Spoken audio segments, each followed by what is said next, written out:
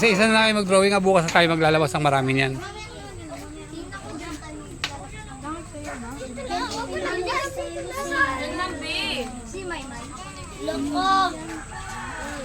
Kulang yung lamesa natin ha. Yung iba mamaya na yung hindi nakatapat sa lamesa.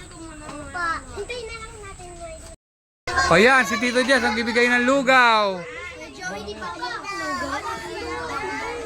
O sige, basta kuhanin mo yan.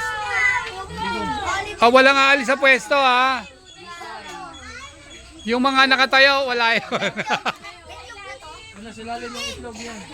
Nasa ilalim ng itlog, nakapasok na.